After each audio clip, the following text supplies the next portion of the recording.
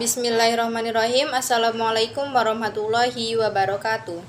Perkenalkan, nama saya Sifatul Fajriati dengan nomor NPM 2201011079. Di sini saya akan menjelaskan tentang judul nilai-nilai bimbingan dan konseling dalam rukun Islam.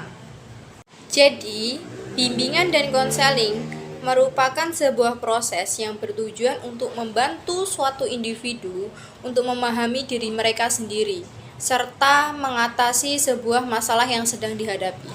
Nah, selanjutnya saya akan membahas tentang nilai-nilai bimbingan konseling dalam rukun Islam. Ternyata dalam rukun Islam itu juga ada nilai-nilai bimbingan dan konseling. Yang pertama yaitu zakat. Zakat berarti menyucikan atau mengembangkan jiwa dan harta milik kita. Nah, zakat ini merupakan akhlak dari rukun Islam yang ketiga. Dengan kita zakat, berarti kita juga menyucikan diri. Nah, menyucikan diri itu berarti ketenangan batin.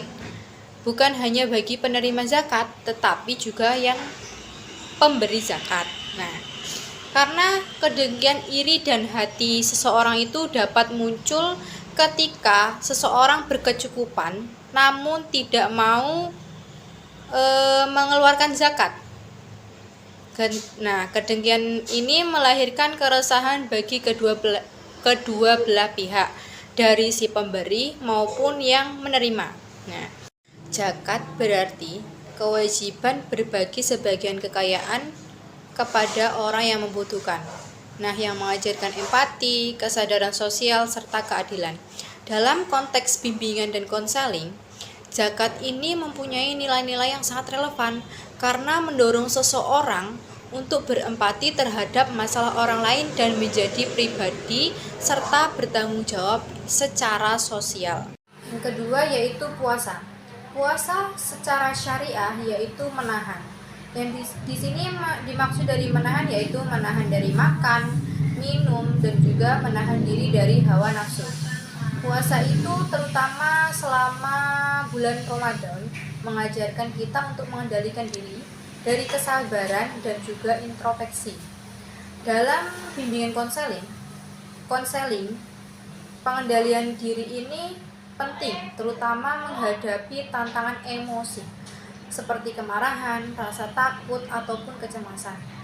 Nah, nilai-nilai kesabaran dan pengendalian diri yang dipraktikkan saat berpuasa bisa kita terapkan dalam manajemen stres dan pengendalian emosi di konseling. Yang terakhir yaitu haji. Haji merupakan rukun Islam yang paling terakhir. Nah, haji ini wajib dilakukan bagi semua umat Islam dengan garis besar bagi yang mampu. Jadi, haji itu merupakan lambang dari puncak ketangguhan pribadi dan puncak ketangguhan sosial. Haji itu merupakan sublimasi dari seluruh rukun Islam menjadi puncak perwujudan akhir dari rukun Islam. Nah, haji ini sesuatu wujud keselarasan antara idealisme dan langkah, keselarasan antara iman dan juga Islam. Nah, inilah langkah akhir dari perwujudan tujuan Islam yang dalam ibadah haji ketika sudah berhasil itu dilambangkan dengan haji mabrur. Nah, haji adalah simbol pengorbanan perjalanan spiritual dan juga pencarian kesempurnaan diri. Haji ini mengajarkan tentang ketangguhan, pengorbanan, persatuan, dan juga keberanian dalam menghadapi masalah hidup yang dijalani. Dalam konseling, nilai ini tercermin dalam perjalanan pribadi seorang menuju pemahaman diri yang lebih baik dan dalam mengatasi kesulitan hidup. Jadi, kesimpulan dari bimbingan dan konseling yang berdasarkan pada nilai-nilai pada rukun Islam yaitu ada 3. Yang pertama yaitu zakat. Zakat itu membangun rasa peduli dan juga tanggung jawab sosial. Yang kedua yaitu puasa. Puasa itu melatih pengendalian diri dan juga kesabaran. Lalu yang ketiga yaitu haji. Haji itu menghadapi tantangan hidup dengan keteguhan dan juga pengorbanan. Nah, dari 3 nilai-nilai yang saya sebutkan, ini sangat efektif untuk diterapkan dalam pendekatan bimbingan dan konseling karena melibatkan aspek spiritual, emosional, sosial, dan moral yang saling mendukung dalam membentuk individu yang seimbang secara mental, emosi, dan juga spiritual.